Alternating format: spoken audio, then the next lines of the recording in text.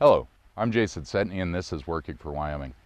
In this episode of Working for Wyoming, I wanted to talk to you a little bit about national service. Now last week I issued a press release talking about conscription, compulsory military service, but basically I called it national service. And what it does is it requires all 18-year-olds to join the military, and you'll serve for a minimum of 2 years.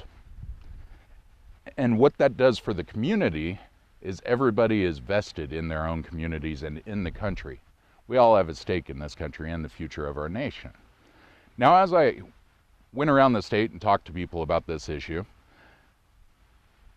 I've seen mixed feelings on it.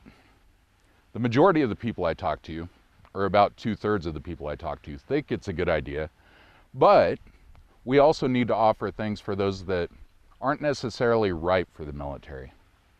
And I do agree with that. I've also talked about in the past reviving the Civil Conservation Corps for people that are on welfare, unemployed, or the homeless. Well, many of these 18-year-old kids can actually go into the Civil Conservation Corps as well. That provides them another option. We also have civil service. They can work at local hospitals, local nursing homes. They could actually contribute to the general welfare of the community and the nation. I believe in doing this, it will help in some of the divisiveness and help us show a little bit of empathy towards one another. At the end of the day, we're all red, white, and blue. What we need to do is get past our differences, get past those political lines, racial lines, and socioeconomic lines, and the majority of us need to contribute. As a veteran, I know I've contributed, and I know there's many people across this country that maybe didn't do military service, but they're firefighters, police officers, nurses, doctors, and various other professions that do contribute.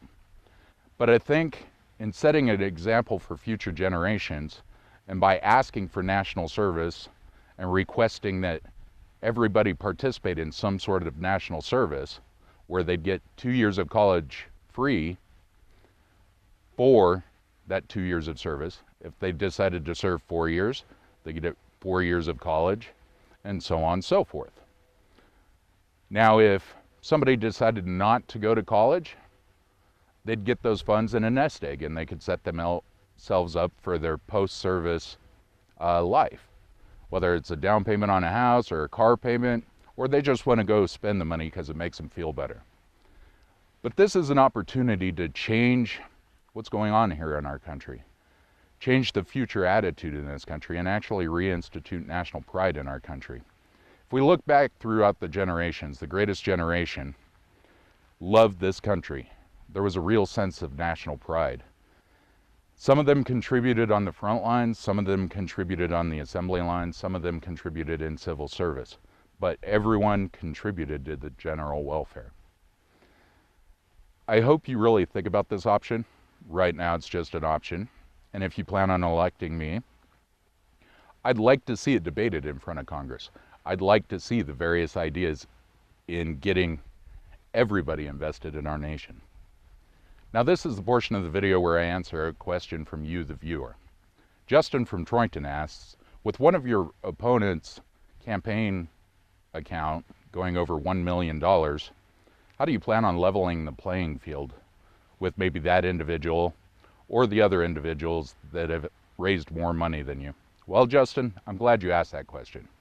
When it comes to my own campaign, I've been funding over 90% of my own campaign. And the main reason for that is because I don't want to owe anyone any favors. Just the voters of Wyoming, not even just those that voted for me, but everyone in Wyoming. If you don't owe any favors, nobody can try and call those in when you get to Washington, or for those people that are running for office going to Cheyenne. Those type of people will generally look out for the general welfare of the community and look out for their own state. I hope that answered your question, Justin, and I hope my message is loud and clear. I love this country, I love the great state of Wyoming, and I will serve you with every ounce of my being. Thank you for watching. God bless the United States, and God bless the great state of Wyoming. Thank you.